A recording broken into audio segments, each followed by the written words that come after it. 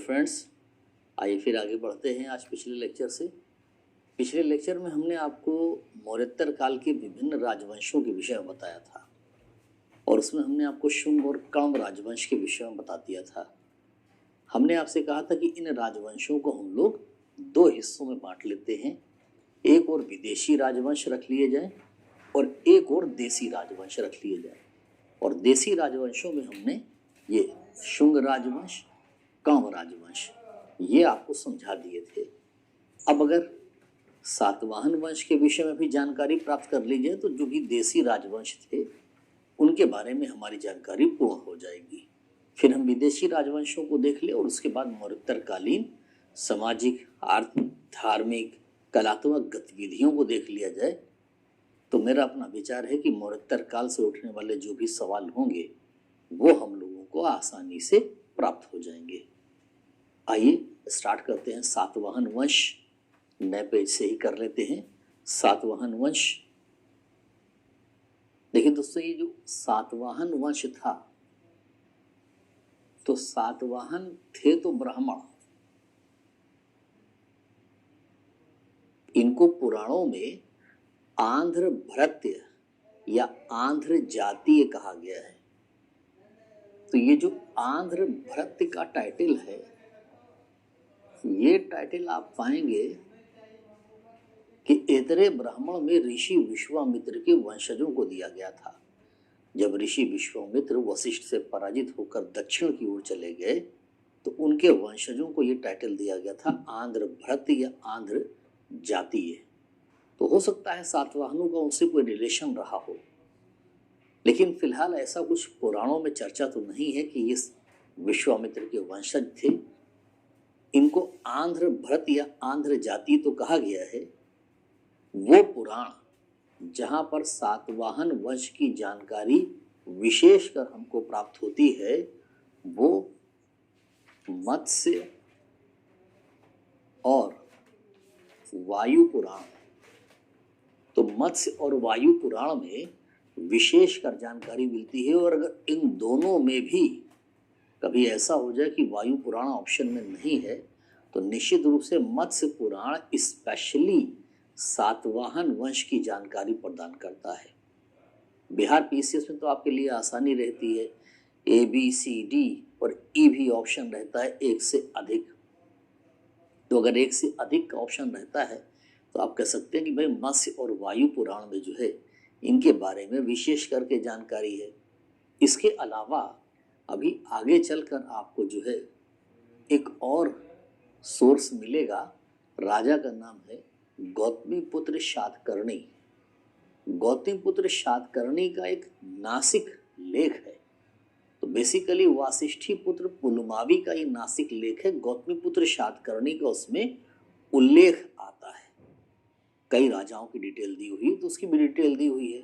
तो वासिष्ठी पुत्र पुलमावी, इसका जो एक लेख मिलेगा ये भी सातवाहन वंश की जानकारी के लिए इम्पोर्टेंट है।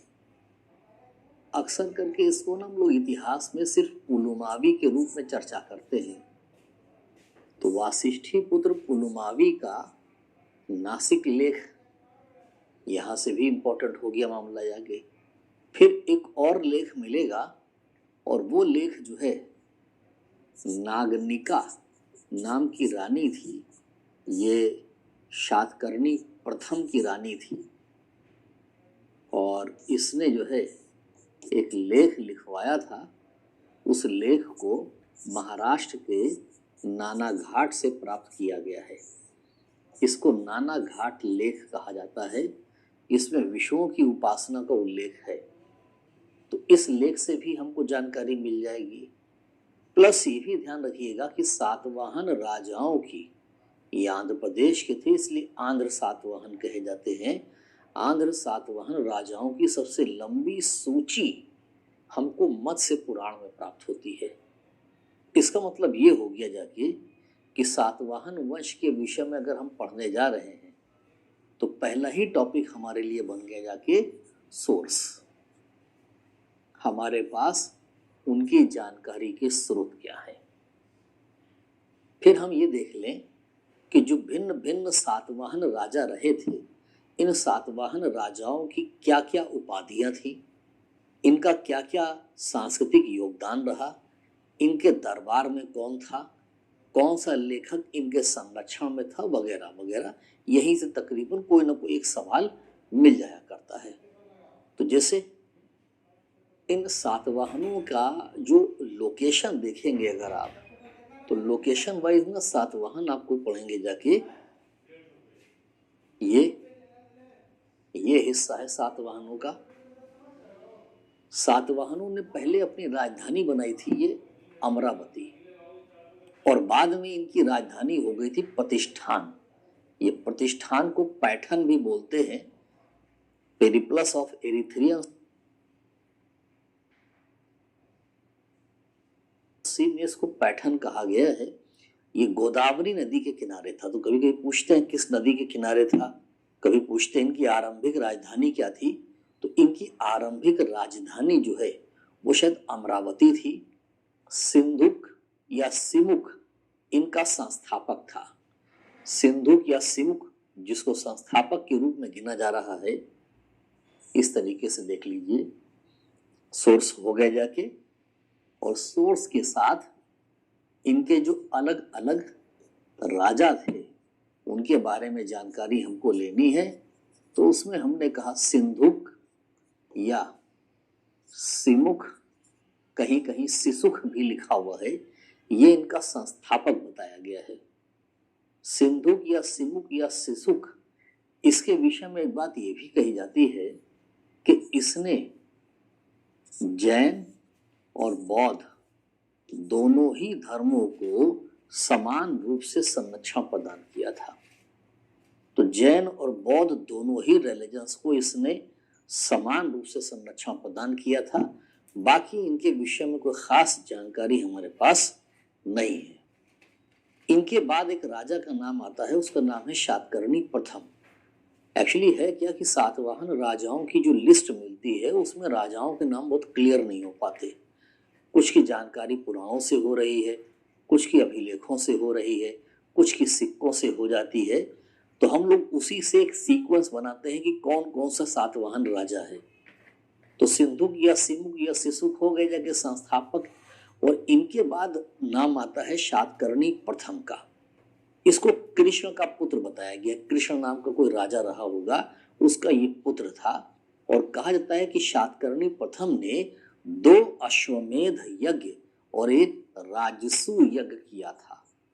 तो ये शातकर्णी प्रथम, इसने 2 अश्वमेध यज्ञ और उसके साथ एक राजसू यज्ञ भी किया था। यहाँ पर ध्यान रखिएगा क्योंकि 2 अश्वमेध यज्ञ पुष्यमित्र शुंग ने भी किए थे, इसलिए कभी कभी बच्चे कंफ्यूज कर जाते हैं। वो ये नहीं पढ़ते कि निम्नलिखित में से किस राजा ने 2 अश्वमेध और एक राजसू यज्ञ का आयोजन किया था। तो ध्यान नहीं दे पाते हैं कि शातकर्णी प्रथम था। उनको लगता है कि सवाल जो है वो पुष्यमित्र शुंग पे पूछा गया है और पुष्यमित्र शुंग को टिक करके चले आते हैं। पर ध्यान रखिएगा ये काम जो है शातकर्णी प्रथम के थे। और राजधानी प्रतिष्ठान जो भी आप देख रहे थे वो इसी के द्वारा स्थापित की गई थी। तो प्रतिष्ठान या पैठन जो गोदावरी के किनारे था वो इसी ने राजधानी बनाया था। शातकर्णी प्रथम की 2 उपाधियां भी प्राप्त होती हैं। एक उपाधि है इसकी दक्षिणा पथ पति। तो ऐसा लगता है कि इसने दक्षिण के क्षेत्र को जीत लिया था। और एक उपाधि है इसकी अप्रतिहत चक्र। तो ऐसा लगता है कि अपने विरोधियों को पराजित करने के उपरांत इसने ये उपाधि धारण की थी। तो कभी कभी उपाधियों को लेकर भी सवाल पूछ दिए जाते हैं। यहाँ पर ये ध्यान रखिएगा कि सातवाहन राजाओं में हमको चूंकि लिस्ट क्लियर नहीं है कि कब किसने किसने शासन किया है, तो शातकर्णी प्रथम के बाद भी एक डार्क एज आती है और उस डार्क एज के बाद एक और राजा का नाम मिलता है और उसका नाम बताया गया है हाल। तो शातकर्णी प्रथम के बाद एक और राजा का नाम मिलता है और उसका नाम बताया गया है हाल। हाल के बारे में कई फैक्ट हैं। एक तो ये सातवाहन राजवंश का एक महानतम शासक कहा जाता है, जिसने कवि और कवियों को आश्रय प्रदान किया था, और खुद ये भी आदमी एक लेखक था। इसने जो है गाथा सप्तशती, सप्तशती का मतलब 700 हो गया, या कि 700 गाथाएं, गाथा सप्तशती नामक ग्रंथ की रचना की थी। ये ग्रंथ प्राकृत भाषा में है। प्राकृत का मतलब होता है जो भाषा प्रकृति से हो। तो निश्चित रूप से यहाँ जिस प्राकृत की चर्चा चल रही है वो महाराष्ट्रीय प्राकृत है। तो इसने महाराष्ट्रीय प्राकृत को संरक्षण दिया, गाथा सप्तशती की रचना की। ये गाथा सप्तशती श्रृंगार रस प्रधान गीति काव्य है। इसकी राज्यसभा में बृहत कथा के रचयिता, इसने बृहत कथा के रचयिता गुणाढ़ को संरक्षण प्रदान किया था। ये बृहत कथा के रचयिता थे, इनको संरक्षण प्रदान किया था। प्लस एक और ग्रंथ लिखा गया था इसके दरबार में, और ग्रंथ का नाम था काकतंत्र। काकतंत्र के लेखक थे शर्ववर्मन। तो शर्ववर्मन भी इसकी राज्यसभा में निवास करते थे। हाल के विषय में कहा जाता है कि इसकी एक रानी थी, मलयवती। मलयवती ने ही हाल को संस्कृत सीखने के लिए प्रेरित किया था। सातवाहनों का कन्हेरी से एक लेख मिला हुआ है। कन्हेरी के लेख में कोई सातवाहन रानी है जो संस्कृत का अध्ययन करते हुए दिखाई गई है। तो इसका मतलब यह है कि हाल ने संस्कृत को भी संरक्षण दिया, प्राकृत भाषा को भी संरक्षण दिया, गाथा सप्तशती की रचना खुद की थी। ठीक, हाल के बाद फिर डार्क एज आ जाती है, और डार्क एज के बाद जो है फिर नाम हमको मिलता है गौतमीपुत्र शातकर्णी का। गौतमीपुत्र शातकर्णी जिसकी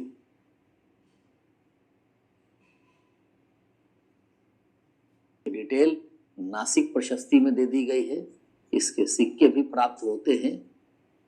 सातवाहन राजा अपनी मां के नाम से जाने जाते थे, ये ध्यान रखिएगा। तो ये गौतमीपुत्र शातकर्णी ये सातवाहनों का सबसे महान शासक कहा जा सकता है। इसने लेखों में अपने आप को अद्वितीय ब्राह्मण कहा है। इसके समकालीन शक थे।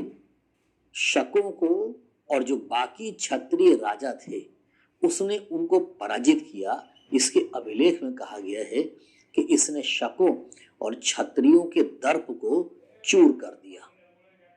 इसकी सैन्य विजयों की जो जानकारी है हमने बताया नासिक प्रशस्ति से प्राप्त होती है। जोगल थम्बी एक जगह का नाम है नासिक के समीप, वहां से इसकी चांदी की मुद्राएं बड़े पैमाने पे मिली है।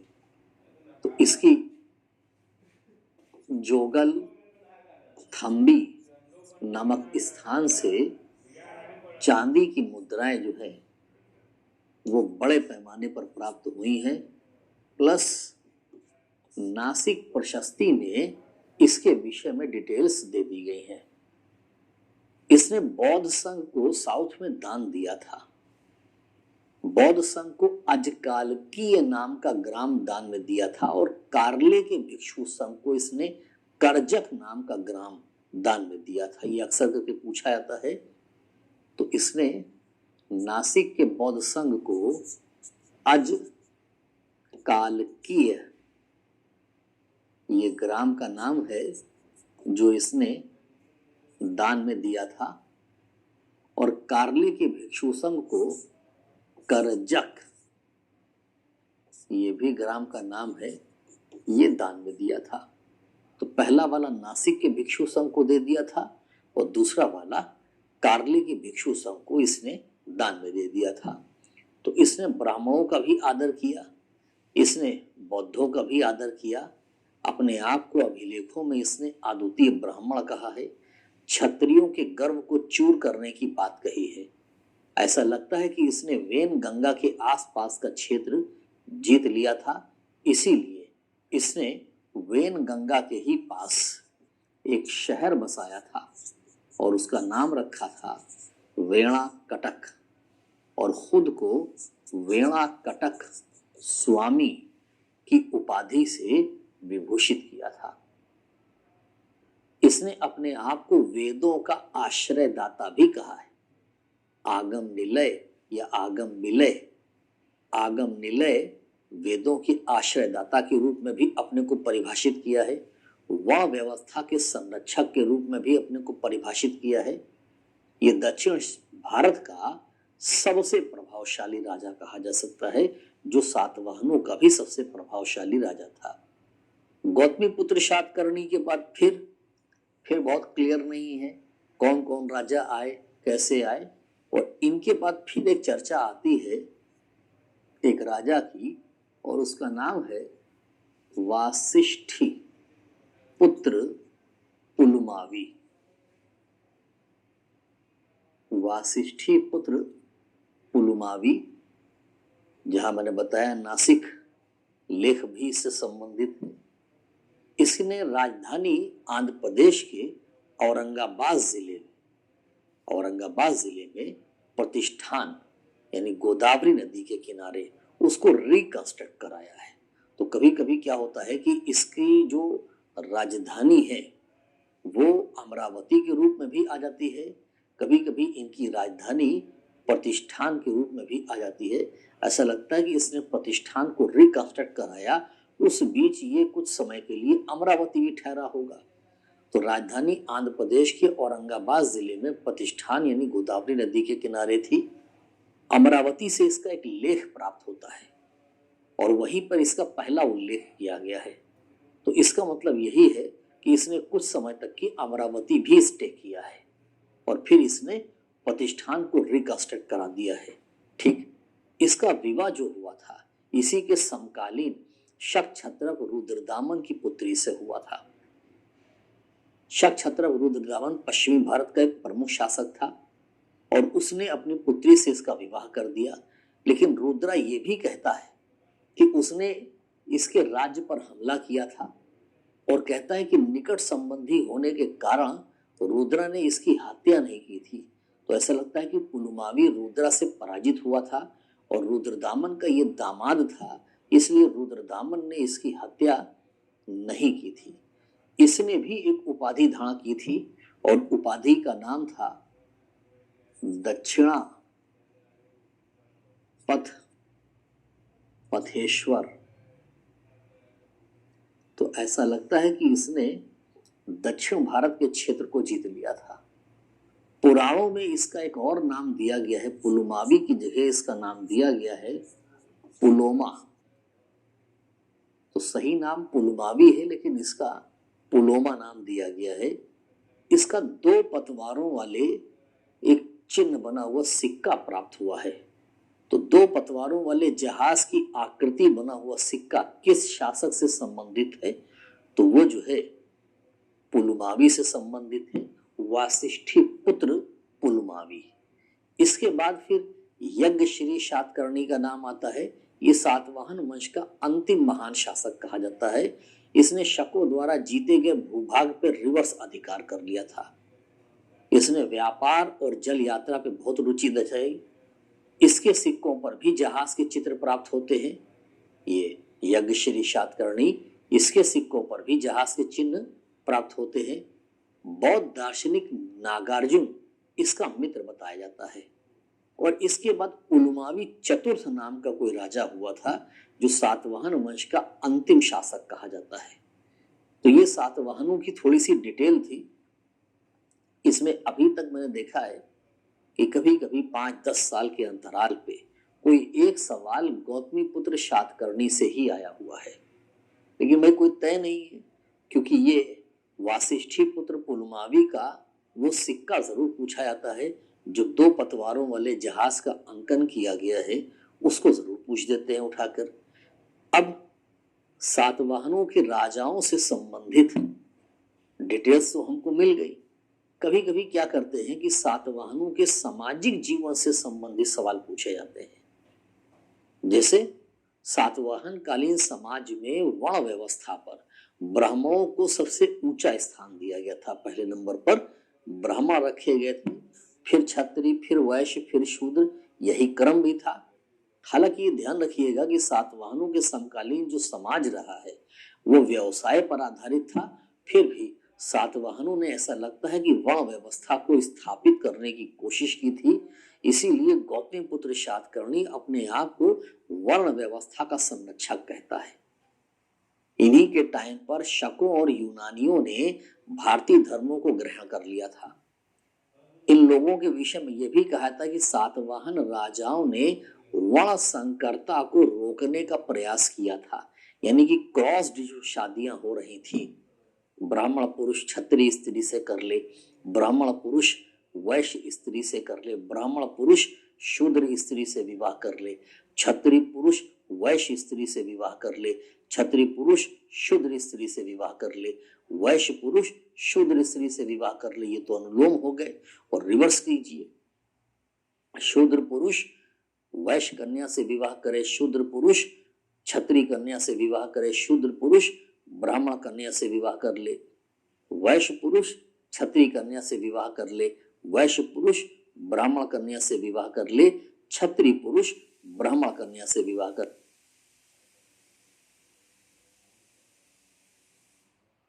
ले।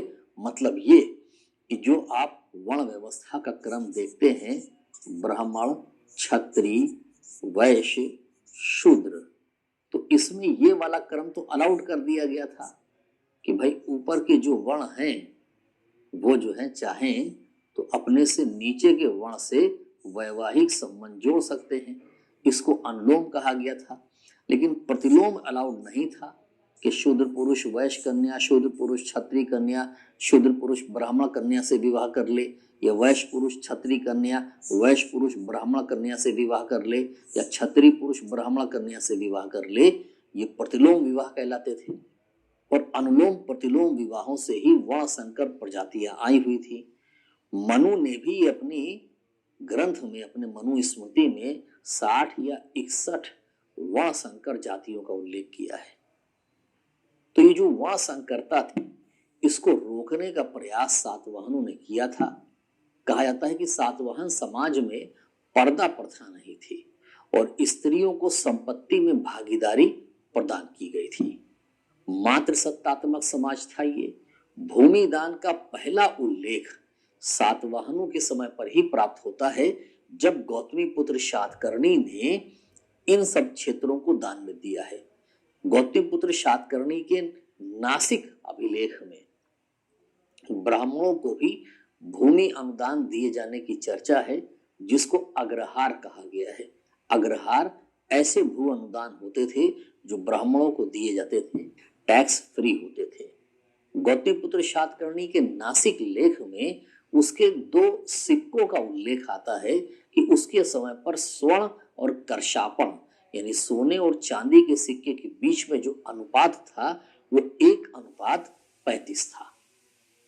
तो ये दोस्तों सातवाहनों के समकालीन जानकारी हो गई। ध्यान रखिएगा, सातवाहनों ने सस्ती धातुओं के सिक्के बहुत सारे चलाए थे। अभी इकोनॉमी में आपको समझाएंगे भी, लेकिन यहाँ बस ये ध्यान रखिएगा कि सातवाहनों का मानक सिक्का शीशे का था। सातवाहनों ने पुटीन का सिक्का भी चलाया था, कांसे का भी चलाया था, तांबे का भी चलाया था, और अभी हाल ही में सातवाहनों के सोने के सिक्के भी प्राप्त हो गए हैं। कला और स्थापत्य को भी इन लोगों ने संरक्षण दिया। राजकीय भाषा सातवाहनों के समय की प्राकृत थी और लिपि ब्राह्मी थी। यद्यपि सातवाहनों ने संस्कृत को संरक्षण दिया था। हमने आपको बताया संस्कृत व्याकरण ग्रंथ काकतंत्र के लेखक शर्ववर्मन निवास करते थे हाल की राज्यसभा में, और हाल की एक रानी मलयवती संस्कृत भाषा की विदुषी बताई गई है। कन्हेरी के एक लेख में भी कोई सातवाहन रानी संस्कृत का अध्ययन करते हुए बताई जाती है। तो ये बात हो गई जाके सातवाहनों की। अब रिवर्स आइए उन विदेशी राजवंशों पर जिनके विषय में चर्चा चली थी कि भाई विदेशी राजवंश। तो विदेशी राजवंश में यहाँ इंडो ग्रीक है, शक है, कुषाण है, ठीक। और इंडो ग्रीकों से ही पहले स्टार्ट किया जाए। तो जैसे इंडो ग्रीकों के क्षेत्र को हमने आपको दिखाया था, ये वो क्षेत्र है जहां इंडो ग्रीक शासक थे और इन्हीं लोगों ने भारत पर हमला करके पाटलिपुत्र तक के क्षेत्र को एक्वायर कर लिया था। कौन थे इंडो ग्रीक, कहां से आए थे, इनका संस्थापक कौन था, वगैरह वगैरह, और किसने भारत पर हमला किया, इनका महान शासक कौन था, इस तरह के सवाल जो है इंडो ग्रीकों से पूछे जाते हैं। तो आइए इंडो ग्रीकों को भी देख लेते हैं भाई, उनसे रिलेटेड क्या क्या चीजें हैं। चलिए नए पेज से करते हैं इसको भी, और पहली हेडिंग ले लेते हैं हम लोग इंडो ग्रीक, ठीक। इंडो ग्रीकों में ध्यान रखिएगा, ये लोग बैक्ट्रिया में बसे हुए थे। बैक्ट्रिया उत्तरी अफगानिस्तान को बोलते थे, ये भी ध्यान रखिएगा। ये उत्तरी अफगानिस्तान का हिस्सा है, उसको बैक्ट्रिया बोलते थे। कई बार हमने आपको मैप पे दिखाया भी है। इन लोगों के संस्थापक कौन था, या इन लोगों की राज्य की स्थापना किसने की थी, तो माना जाता है कि इंडो ग्रीकों में डायोडोटस,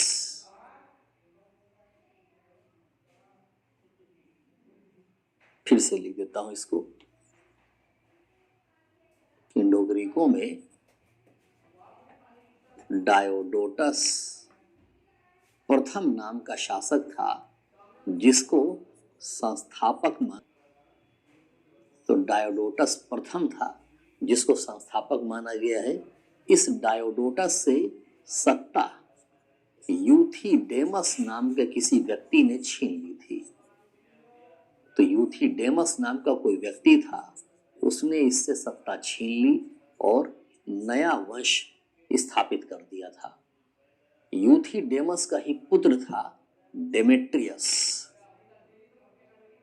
ये वही डेमेट्रियस है जिसने शुंग शासन काल में भारत पर हमला किया था। तो इंडो ग्रीकों के इतिहास की शुरुआत होती है डायोडोटस से, वो संस्थापक है। फिर डायोडोटस के ही उत्तराधिकारियों से सत्ता जो है फिर यूथिडेमस नाम का कोई व्यक्ति छीन लेता है, वो एक नया राजवंश स्थापित कर देता है। यूथिडेमस का बेटा है डेमेट्रियस, और इसी ने भारत पर पहला हमला किया था। जब ये हमला इसने किया तो इसके साथ दो लोग आए थे, डेमेट्रियस के साथ दो लोग आए थे, सेनापति अपोलोडोटस, एक तो ये आया था और दूसरा आया था इसका भाई मेनांडर।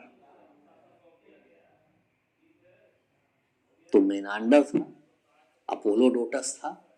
ऐसा लगता है कि ये अपोलोडोटस वाला जो हमला था वही चित्तौड़गढ़ पे हुआ था, जिसको पतंजलि ने अपने महाभाष्य में क्या लिखा हुआ है, माध्यमिका, है ना।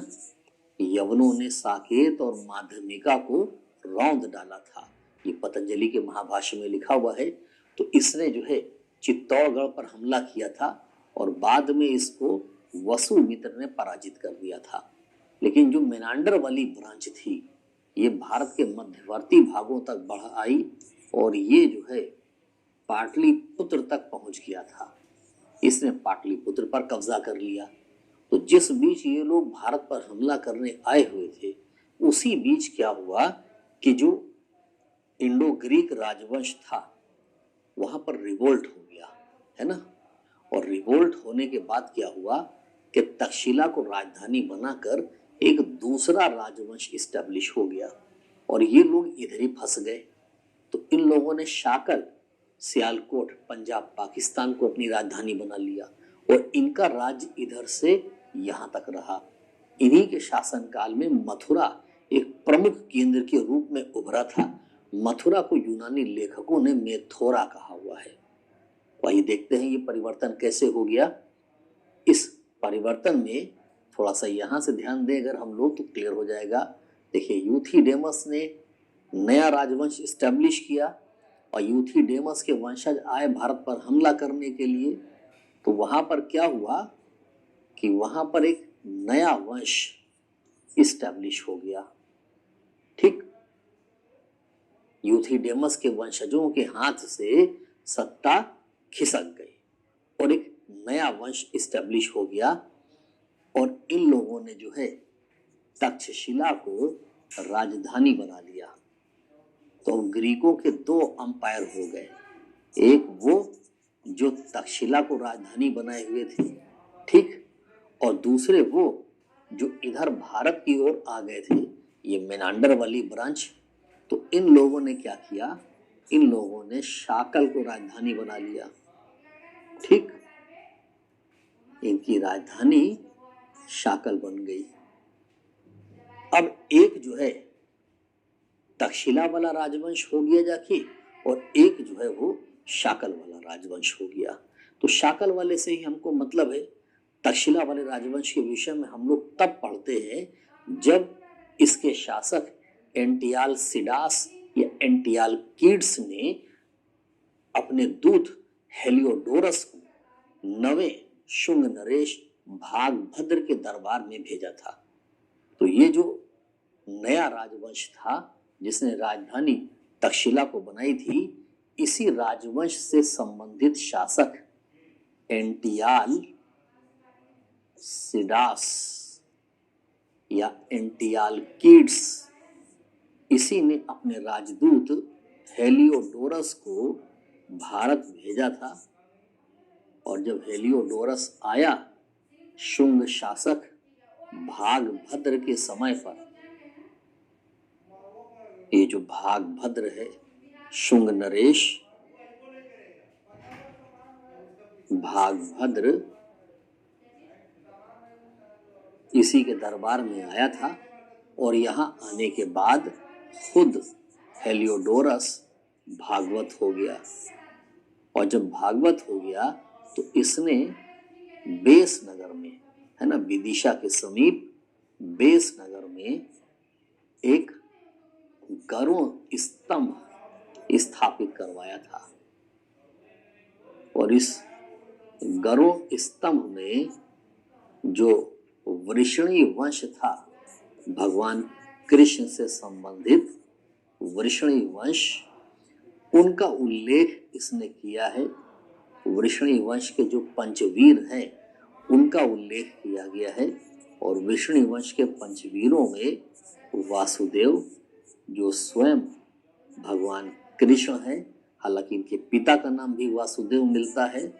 दूसरे हैं संकर्षण, संकर्षण का एक और नाम था बलराम, या इनको कभी कभी जो है हलधर भी कहते हैं। तो बलराम या हलधर, इनके अलावा अनिरुद्ध, प्रद्युम्न, सांब, इनका उल्लेख आता है। तो क्योंकि सांब की जो माता थी जाम्बवती, वो शूद्र थी, इसीलिए वृषणी वंश के पंचवीरों में सांब की गणना नहीं भी की जाती है। ये भी सवाल कई बार पूछा गया है कि निम्नलिखित में से किसकी गणना वृषणी वंश के पंचवीरों में नहीं की जाती है, सांब की नहीं की जाती है। बहरहाल इन्हीं वृषणी वंश के पंचवीरों का उल्लेख हेलियोडोरस ने किया है, वो भागवत हो गया। और उसने जो है बेस नगर में एक गरुड़ स्तंभ की स्थापना करवाई। ठीक, शासक कौन था जिसने हेलियोडोरस को भेजा था? एंटियालसिडास या एंटियालकीड्स। और इधर क्या हुआ? इधर चित्तौड़गढ़ वाली ब्रांच तो वसुमित्र ने पराजित कर दी है। मेनांडर, पाटलिपुत्र, शाकल, इसको बेस करते हुए शासन कर रहा है। मेनांडर को बौद्ध भिक्षु नागसेन, जिसका नाम रियल में नागार्जुन ही था, इसने जो है बौद्ध बना लिया। और जब बौद्ध बना लिया तो इसी पे आधारित अपना वो ग्रंथ लिखा था मिलिंद प्रश्नों। मेनांडर के प्रश्न। मेनांडर को पाली भाषा में मिलिंद लिखा गया है। यूनानियों ने भारत पर जब हमला किया तो इनके इस हमले का प्रभाव कई तरीके से देखा गया। जैसे ये इंडो ग्रीक पहले शासक हैं जिन्होंने भारत में सोने का सिक्का जारी किया है। ध्यान रखिएगा, सबसे पहले सोने का सिक्का इंडो ग्रीकों ने जारी किया है। इनके बाद बड़े पैमाने पर सोने के सिक्के कुषाणों ने जारी किए हैं। कुषाण शासक विम कडफिसस को आप पढ़ेंगे कई जगह पर कि उसने सोने का सिक्का पहली बार जारी किया है। नहीं, सोने का सिक्का पहली बार इंडो ग्रीकों ने जारी किया है और इंडो ग्रीकों में हमें मेनांडर के भी सोने के सिक्के प्राप्त होते हैं। तो अगर कभी भी क्वेश्चन पूछा जाए कि निम्नलिखित में से किस शासक ने सोने के सिक्के जारी किए थे और ऑप्शन में मेनांडर दे रखा हो, मेनांडर को टिक करें। नहीं है, आप विम कडफिसस के साथ चले जाएं। तो पहली बार सोने के सिक्के जारी किए इंडो ग्रीकों ने, बड़े पैमाने पर सोने के सिक्के जारी किए कुषाणों ने, सबसे अधिक मात्रा में सोने के सिक्के जारी किए गुप्तों ने। लेकिन गुप्तों के सोने के सिक्कों में मिलावट अधिक है। इन्होंने जो सिक्के जारी किए थे इंडो ग्रीकों ने, उस पर यूनानी और खरोष्ठी लिपि दोनों में लेख लिखे गए हैं। इन लोगों ने द्विभाषी लेख भी लिखवाए हैं, इन लोगों ने त्रिभाषी लेख भी लिखवाए हैं। ये जो मेनांडर है, ये भारतीय साहित्य का बड़ा ही महत्वपूर्ण किरदार रहा है। कहा जाता है कि बौद्ध साहित्य इसको बड़े इंपॉर्टेंट शासक के रूप में प्रस्तुत करता है।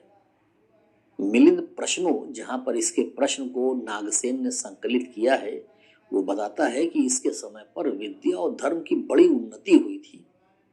इसकी मुद्राओं पर धर्म चक्र के चिन्ह भी अंकित हैं और ऐसा कहा जाता है कि वृद्धावस्था में ये शासन कार्य छोड़कर अरहत हो गया था, यानी बौद्ध भिक्षु हो गया था। पेरिप्लस ऑफ एरिथ्रियन सी में बताया गया है कि मेनांडर के सिक्के भड़ौच में चलते थे। भड़ौच यानी गुजरात वाला क्षेत्र। तो ऐसा लगता है कि इसने इकोनॉमी को बड़ा ही सपोर्ट करने की कोशिश की थी। यहाँ पर ये ध्यान रखिएगा कि जो यूनानी लोग थे, ये लोग अपने आप को दैवी रूप में प्रस्तुत करते थे, यानी अपने राजा की दैवी उत्पत्ति में विश्वास करते थे। तो ऐसा लगता है कि जो देसी नरेश थे, शुंग, कण्व, सातवाहन, उन पर भी इसका प्रभाव पड़ा और उन लोगों ने भी अपने आप को दैवी रूप में प्रस्तुत किया।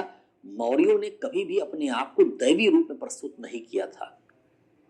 मौर्य अशोक देवानाम प्रिय प्रियदर्शी की उपाधि धारण करता था, अपने को देवताओं का प्रिय कहता था, लेकिन अपनी दैवी उत्पत्ति में विश्वास नहीं करता था।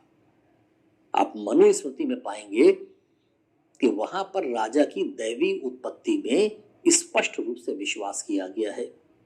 तो राजत्व का दैवी उत्पत्ति का सिद्धांत ग्रीकों की देन है या कहा जाए यूनानियों की देन है।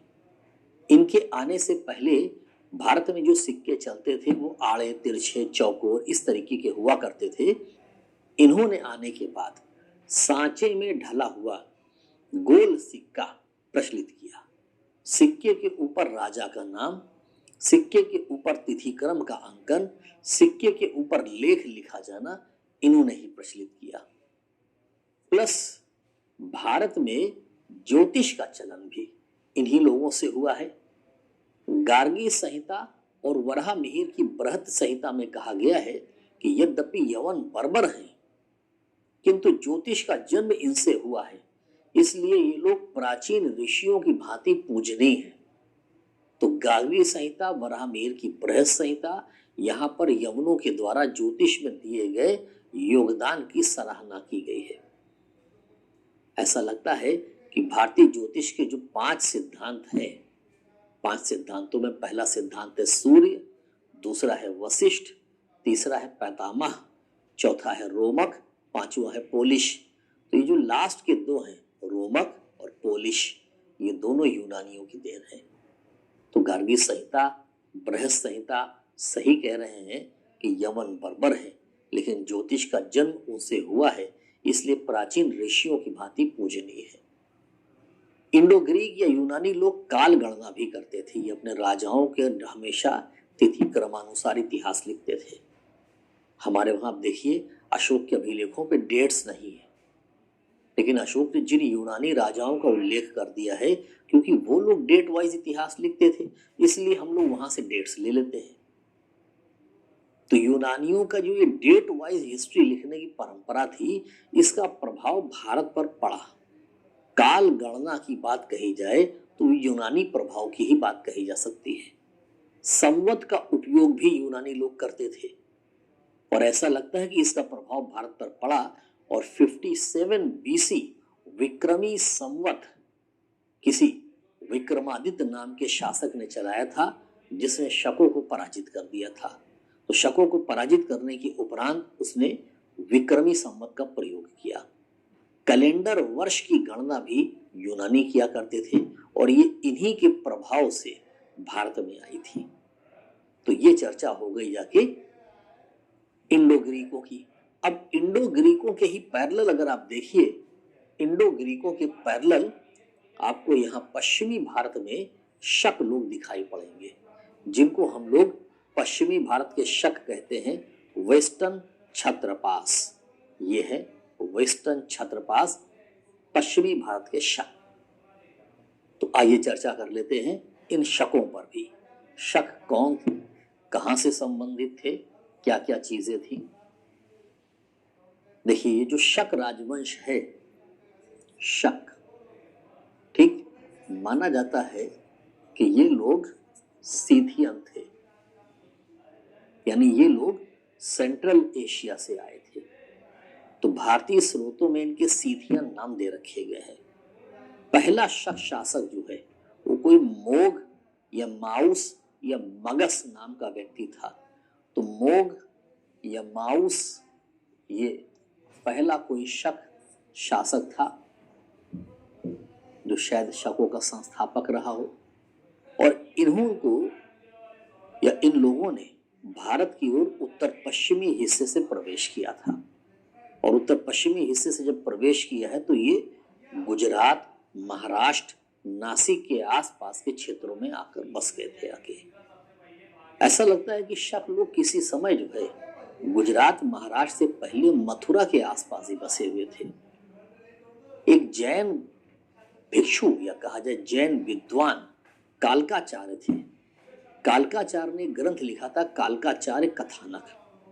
कालकाचार्य कथानक में उन्होंने बताया है कि विक्रमादित्य नाम के शासक ने शकों को मथुरा से लेकर वल्लभी तक खदेड़ दिया था, मालवा क्षेत्र तक खदेड़ दिया था। और इसी उपलक्ष्य में उसने विक्रमादित्य की उपाधि धारण की थी। 57 बीसी विक्रमादित्य की उपाधि, 57 बीसी विक्रमी संवत। इस विक्रमी संवत को मालव संवत भी कहा जाता है। उसकी वजह ही यही है कि उसने मालवा क्षेत्र तक शकों को खदेड़ दिया था। तो शक जो मथुरा के आसपास बसे हुए थे, उनको विक्रमादित्य मालवा क्षेत्र तक ले आया। तो ऐसा लगता है ये लोग गुजरात और महाराष्ट्र के क्षेत्र में डिस्पर्स कर गए होंगे। तो भारत में शकों की दो ब्रांच मानी जाती है। पहले उत्तरी क्षत्रप कहे जाते हैं, ये लोग तक्षशिला और मथुरा के आसपास कहीं बसे हुए थे। और दूसरे पश्चिमी क्षत्रप कहे जाते हैं, ये लोग नासिक और उज्जैन के आसपास बसे हुए थे। तो यहाँ पर ये जो शक थे, इनकी दो ब्रांच कही जाती हैं।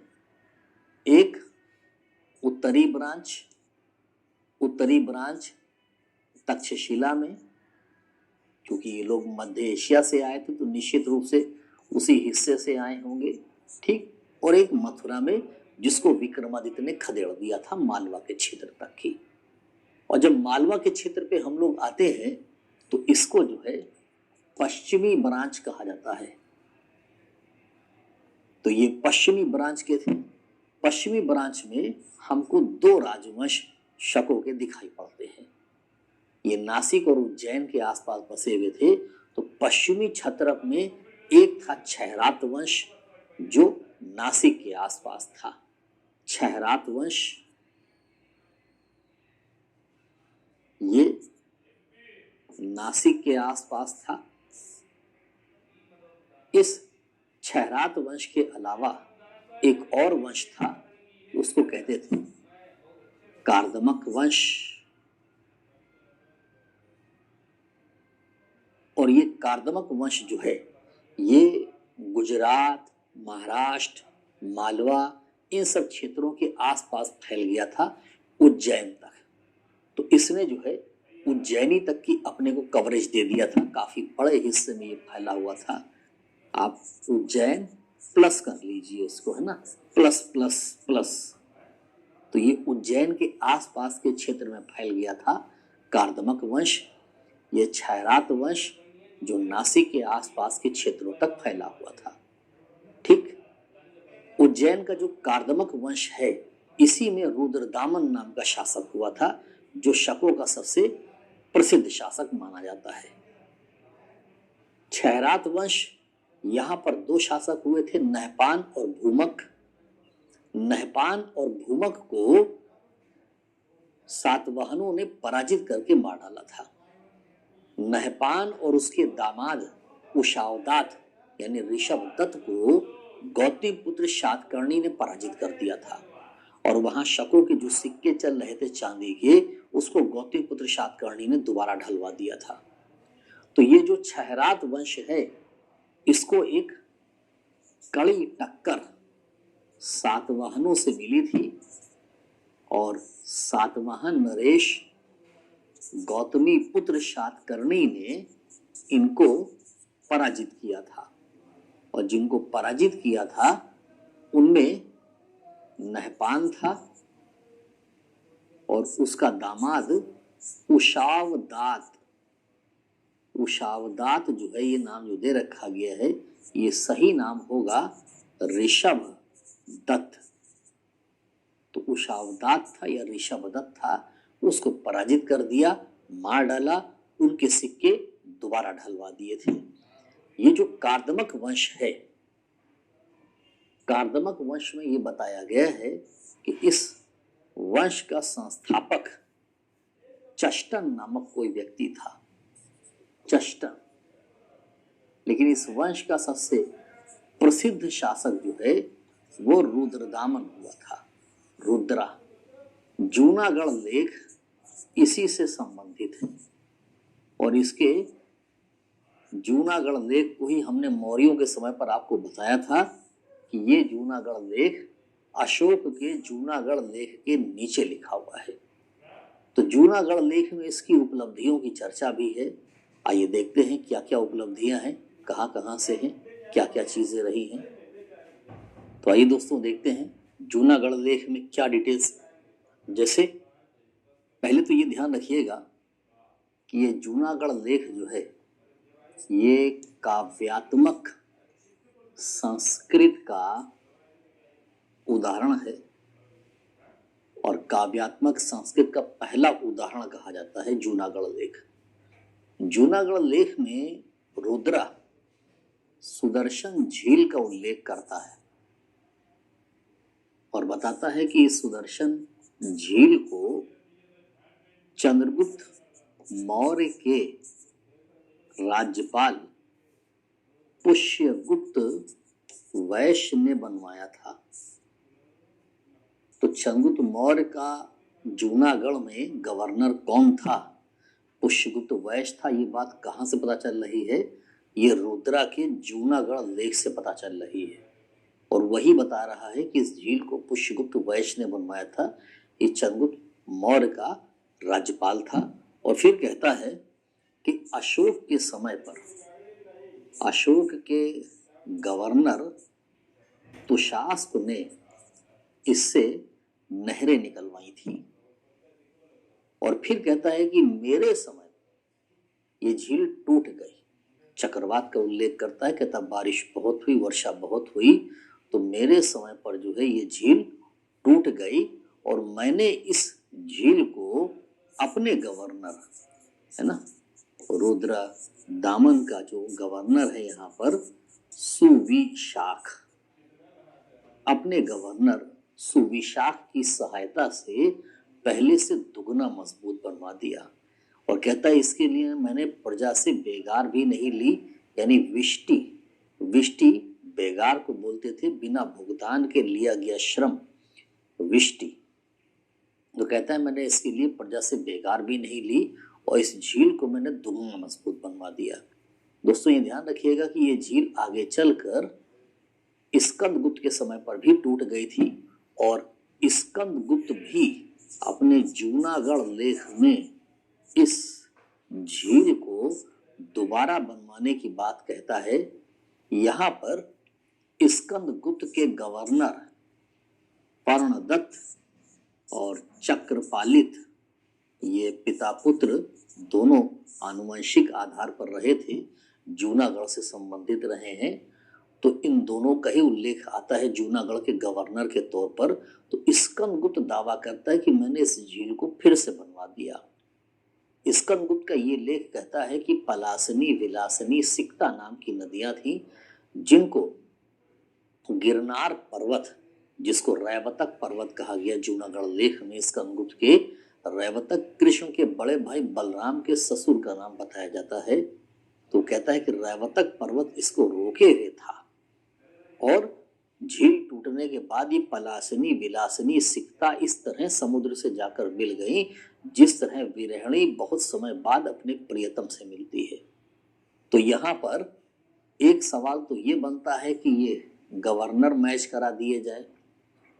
दूसरा सवाल इंडिविजुअल बन सकता है कि कहाँ कौन कौन गवर्नर था। तीसरा सवाल ये बन सकता है कि भाई किसने बनवाई, किसने नहरें बनवाई, किसने दोबारा बनवाया, किसने अंतिम बार बनवाया।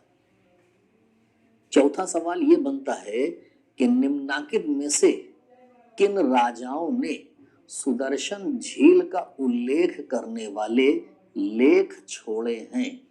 तो सुदर्शन झील का उल्लेख करने वाले लेख में अगर देखा जाए तो लेख तो जो जूनागढ़ में है तो उसमें सबसे ऊपर तो अशोक का लेख लिखा हुआ है। हमने आपको बताया था ये 20x10 की एक शिला है, सबसे ऊपर अशोक का लेख लिखा हुआ है। नीचे जगह खाली थी तो वहां पर रुद्रदामन ने भी अपना लेख लिखवा दिया और उसकी नीचे भी जगह खाली थी तो फिर वहीं पर स्कंदगुप्त ने भी अपना लेख लिखवा दिया। अब शास्त्र पूछा जा रहा है कि निम्नांकित में से कौन से शासकों ने सुदर्शन झील का उल्लेख करने वाले लेख छोड़े हैं। तो सिर्फ दो ही शासक हैं जिन्होंने सुदर्शन झील का उल्लेख किया है। अशोक के लेख में तो सुदर्शन झील का उल्लेख है नहीं। तो सही आंसर होगा रुद्रा और स्कंदगुप्त। दोबारा क्वेश्चन पूछ दिया जाता है कि निम्नांकित में से किस अभिलेख में चंद्रगुप्त मौर्य और अशोक का नाम साथ साथ आया है। ये रुद्रदामन का जूनागढ़ लेख है। रुद्रा ये भी दावा करता है कि मैंने दक्षिण भारत के शासक शातकर्णी पर 2 बार हमला किया, लेकिन वो मेरा निकट संबंधी था, इसलिए मैंने उसको पराजित करने के बाद भी उसकी हत्या नहीं की। इसका मतलब ये है कि इसने वासिष्ठी पुत्र पुलुमावी को 2 बार पराजित किया, लेकिन निकट संबंधी होने की वजह से इसकी हत्या नहीं की। इस पश्चिमी भारत में शक राजवंश में अंतिम शक शासक रुद्र सिंह तृतीय बताया जाता है। रुद्र सिंह तृतीय को चंद्रगुप्त विक्रमादित्य ने गुप्तों के समय पर वाकाटक राजवंश के सहयोग से पराजित करके मार डाला था। तो यहां से ये शकों का राजवंश भी खत्म हो गया था। अब बात आती है कुषाण वंश के विषय में। आइए चर्चा करते हैं कुषाणों के बारे में। कुषाणों का अंपायर तो काफी बड़ा था। आपने देखा ही है कि कुषाण अंपायर जो है एक ठीक ठाक हिस्से में फैला हुआ था, है ना। ये कुषाण अंपायर एक ठीक ठाक हिस्से में था। इधर ये तुर्फान, कूचा, काशगर, फरगना, बैक्ट्रिया यहाँ से होते हुए हिंदू कुश, गांधार यहाँ से होते हुए ये इधर पाटलिपुत्र तक के हिस्से में फैला हुआ था, पर हमेशा से इतना बड़ा अंपायर नहीं था। कौन थे कुषाण? कुषाण लोग जो है बेसिकली चाइनीज मंगोलियन थे। है तो ये चीन के ही, क्योंकि बॉर्डर रखता है इसलिए चाइनीज मंगोलियन बोले जाते हैं। है तो ये लोग चीन के ही। और यूची या तोचेरियन इनको कहा जाता है। ये यूची जाति से संबंधित थे। कुई शांग, यही कुई शांग जो है भारत में कुषाण कहे गए हैं। इन कुईशांग को हुणों ने पराजित करके भारत की ओर ढकेल दिया था और हुण आगे बढ़ते हुए यूरोप के साइड चले गए थे। बाद में हुण भी भारत आए हैं, पर इन कुईशांग को यानी कुषाण को, जो यूची या तोचेरियन जाति से संबंधित थे, इनको पराजित करके भारत की ओर ढकेलने का जो काम किया था वो हुणों ने किया था। मूल निवास स्थान जो था इनका कुषाणों का, बेसिकली वो चीन के बॉर्डर पर जो आज तुर्किस्तान है, तुर्कमेनिस्तान ही कुषाणों का मूल निवास स्थान था। वहीं से ये लोग आए थे। अगर आप देखिए तो सेंट्रल एशिया से भारत की ओर हमले करने वाला जो मैटर है, तो मध्य एशिया के तो आर्य भी कहलाते हैं, है ना। कई विद्वानों ने आर्यों को भी मध्य एशिया का सिद्ध किया है। मध्य एशिया से ही शक आए थे, मध्य एशिया से ही कुषाण भी आए हुए थे। मध्य एशियाई क्षेत्र में इंडो ग्रीक भी जाकर बस गए थे। बैक्ट्रिया देखिए ना, अफगानिस्तान के नॉर्थ में जाइए, सेंट्रल एशिया पहुंच जाएंगे। इंडो ग्रीक भी वहीं से आ गए थे। मध्य एशिया से ही हुण आए थे, मध्य एशिया से ही तुर्क आए थे। तुर्कमेनिस्तान जो कुषाणों का मूल निवास स्थान था, ये तुर्क लोग शुरू में पारसी रिलीजन के अनुयायी थे, फिर बाद में लोगों ने इस्लाम स्वीकार कर लिया, भारत की ओर चले आए थे। और मध्य एशिया से ही मुगल भी आए थे। ठीक, तो अगर देखा जाए तो मध्य एशिया से भारत की ओर आने का सिलसिला एक लंबा सिलसिला है। बहरहाल ये कुषाण जिनके बारे में चर्चा चली कि भाई ये यूची जाति के व्युत्पन्न थे, कुईशांग कहलाते थे, इन्हीं को भारत में कुषाण कहा गया। आइए इनके बारे में भी देख लेते हैं। कौन रहा कुषाण राजवंश का संस्थापक? तो कुषाण वंश का संस्थापक कौन था और किस तरीके से कुषाण जो है यहाँ पर आगे बढ़े हैं, या क्या क्या चीजें कुषाणों से संबंधित यहाँ पर रही हैं। तो ये ध्यान रखिएगा कि कुषाणों का जो पहला शासक यहाँ बताया जाता है, उसका नाम मिलता है कुजुल कडफिसस। ये जो कुजुल कडफिसस है ना, ये कुजुल कडफिसस शायद बौद्ध था। कुजुल कडफिसस के सिक्कों पर लिखा हुआ है धर्मथिदस, यानी धर्म में स्थित, धर्मथिदस, धर्म में स्थित। तो ऐसा लगता है कि ये बौद्ध था। इसके सिर्फ तांबे के सिक्के मिले हैं। ये उत्तर और पश्चिमी भारत में मिलते हैं, यानी अभी भारत के मध्यवर्ती भागों तक नहीं आ पाया है। और इसके सिक्के के पीछे के भाग पे राजा हरेमय या हरमाओस की उपाधि धारण करता है ये। तो राजा हरेमय या हरमाओस, उसकी उपाधि इसकी लिखी हुई है।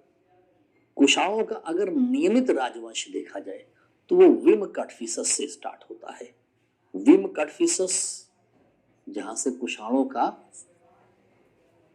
नियमित राजवंश आगे बढ़ रहा है, विम कटफिसस।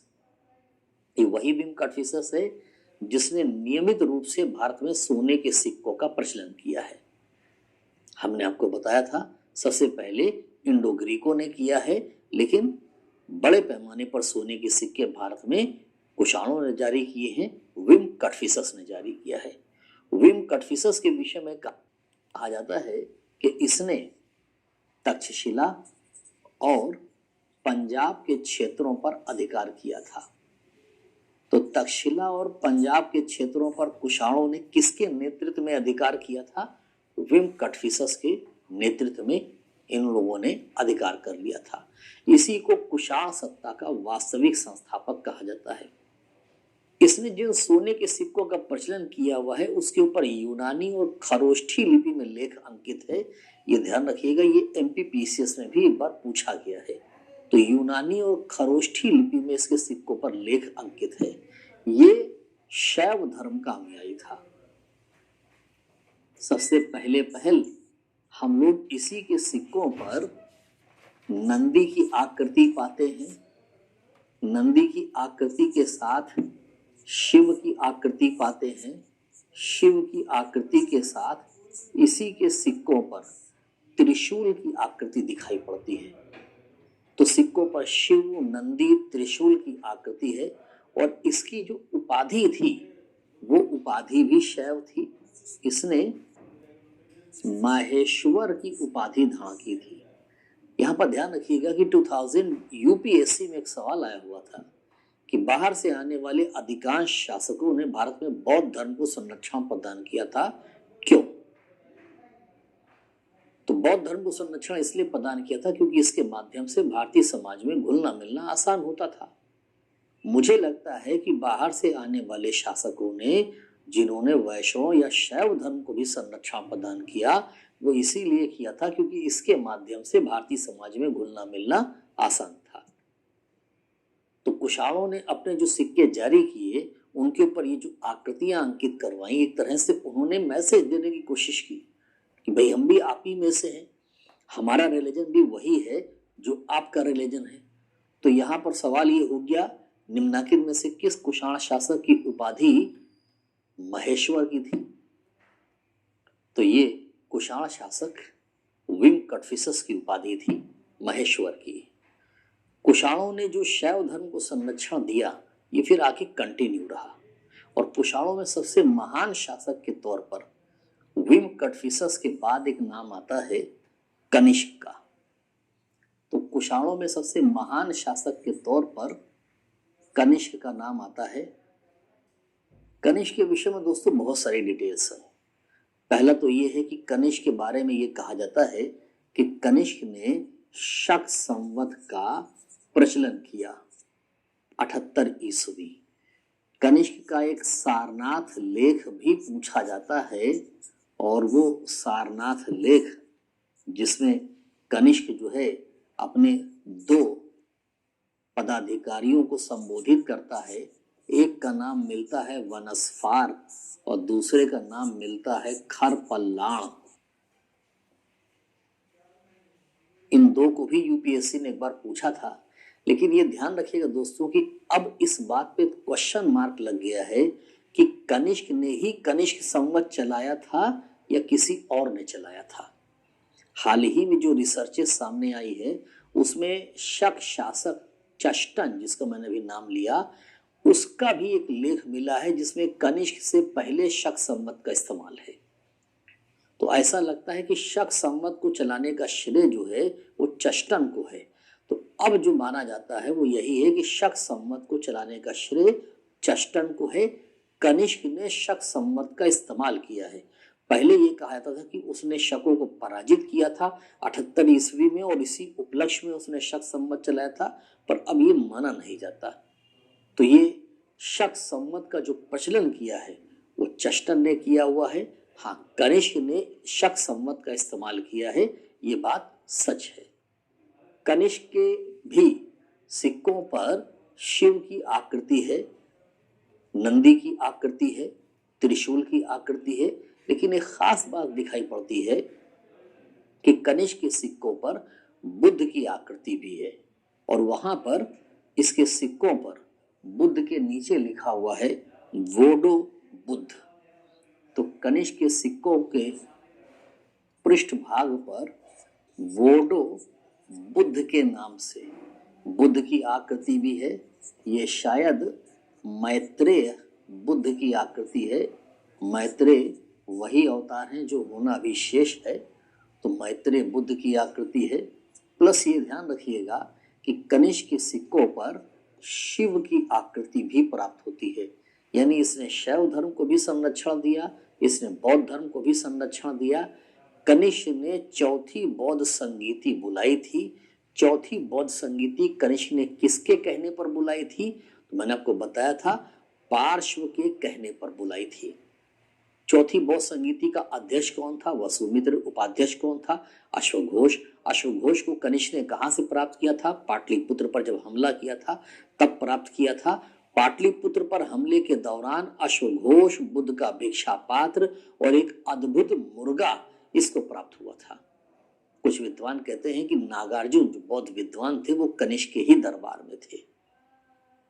कनिष्क के पुरोहित के रूप में संगरक्ष का नाम आता है कि संगरक्ष कनिष्क के पुरोहित थे। कनिष्क के ही शासनकाल में चीन से एक युद्ध हुआ था। हालांकि युद्ध अनिर्णित ही कहा जाएगा, लेकिन इस युद्ध का परिणाम जो है वो कनिष्क के पक्ष में गया और चीन के काफी बड़े हिस्से जो है वो कुषाण साम्राज्य में मिला लिए गए थे। कनिष्क की पहली राजधानी जो है वो पेशावर में थी, पुरुषपुर इसको लिखा गया है। यहीं पर कनिष्क ने एक स्तूप का निर्माण करवाया था।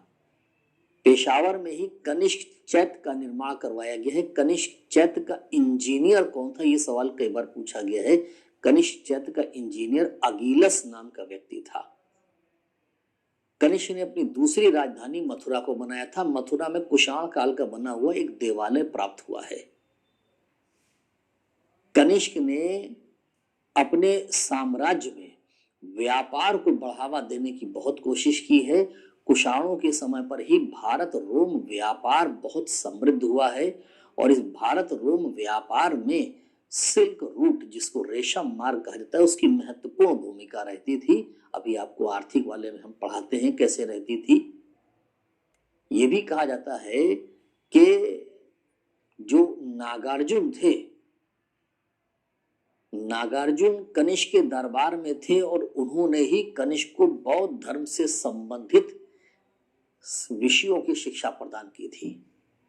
एक चीनी लेखक पान चाउ, ये पान चाउ या चीनी शासक हैं पान चाउ, कहा जाता है कि कनिष्क को इसी ने पराजित कर दिया था। लेकिन बाद में शायद इन लोग के बीच में संधि हो गई थी और इनको चीन का क्षेत्र प्राप्त हो गया था। कनिष्क के सारनाथ का जो लेख है वो ध्यान रखिएगा, एक बौद्ध प्रतिमा पर है, जो हमने अभी पीछे बताया सारनाथ लेख। वनस्फार और खरपल्लाण नाम के दो शासक, ये एक बौद्ध प्रतिमा पर है और उस बौद्ध प्रतिमा पर 81 ईस्वी अंकित है। ये जो सारनाथ लेख वाला मामला है, सारनाथ लेख पर 81 ईस्वी अंकित है। तो एक बार यूपी कमीशन ने सवाल पूछा था कि सारनाथ लेख शक संवत के किस वर्ष का है, तो निश्चित रूप से ये तीसरे वर्ष का हुआ जाके।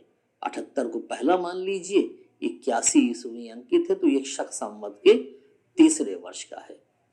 एक दो बार सवाल ऐसे भी पूछा गया है कि ये जो शक संवत है, इससे पहले विक्रमी संवत चला था। विक्रमी संवत और शक संवत के बीच में कितने वर्षों का अंतर था, तो थोड़ा सा यहाँ आपको हम समझा दें। संवत से रिलेटेड कुछ क्वेश्चन जो कभी कभी पूछ दिए जाते हैं आउट ऑफ वे जाकर।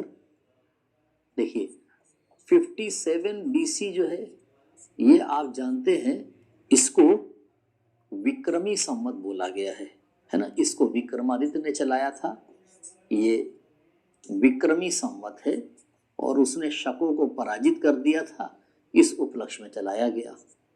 78 AD ये शक संवत है और शक संवत हमने आपको बताया भी कि पहले कनिष्क के साथ में माना जाता था। अब शक संवत के विषय में ये कहा जा रहा है कि भाई वो चष्टन का है। ठीक है, दोनों के बीच में कितने वर्षों का अंतर है, तो आप साफ तौर से देख पा रहे होंगे 135 वर्षों का अंतर है। इसके बाद एक संवत जो है गुप्त नरेश चलाएंगे और वो है 319 AD। इसको जो है गुप्त संवत भी बोला जाता है। गुप्त संवत के साथ साथ इसको वल्लभी संवत भी कहा जाता है। ठीक, अब देखिए एक और नया सवाल बन गया, क्या शक संवत और वल्लभी संवत के बीच में कितने वर्षों का अंतर था, तो जब आप देखेंगे तो यहाँ पर पाएंगे ये 241 वर्षों का अंतर था। ये सवाल कई बार पूछे गए हैं, अलग अलग तरीके से इंडिकेट कर करके इन सवालों को पूछा गया है।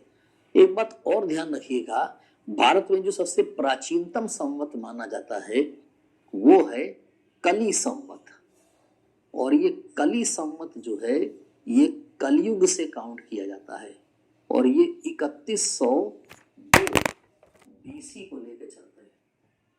तो सबसे पहले कली संवत